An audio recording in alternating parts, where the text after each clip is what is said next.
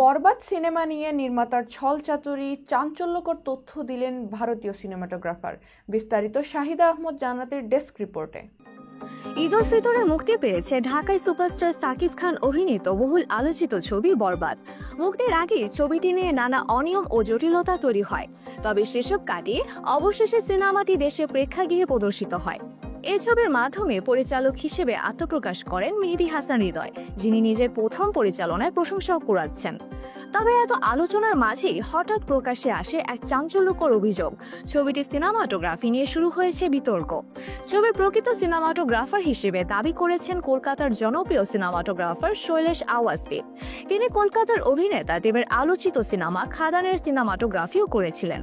শৈলেশ আওয়াজকে পরিচালক মেহেদী হাসান হৃদয়ের একটি ফেসবুক পোস্টে মন্তব্য করে বলেন, বরবাদ সিনেমার ভিজুয়াল নির্মাণ এবং সিনেমাটোগ্রাফির পুরো দায়িত্ব আমার ছিল, কিন্তু আমার পরিবর্তে সিনেমাটোগ্রাফির ক্রেডিট দেওয়া হয়েছে রাজু রাজকে, যার সিনেমাটোগ্রাফির কোনো অভিজ্ঞতাই নেই।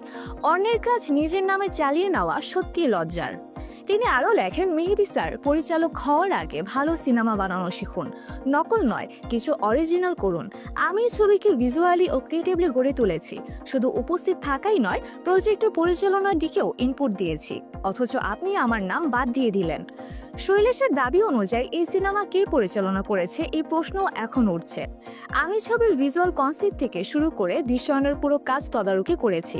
আমি চুপ করে থাকবো না, এটা কেবল পেশাগত নয় বরং ব্যক্তিগত বিশ্বাসঘাতকতা।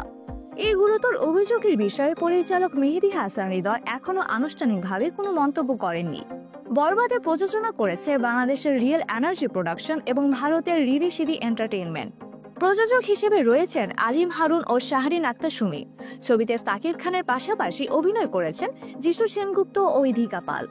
এমন সময় যখন সিনেমাটি বক্স অফিসে এগিয়ে যাওয়ার চেষ্টা করছে, তখন এই বিতর্ক ভবিষ্যতে কী প্রভাব ফেলবে তা এখন সময়ই বলবে।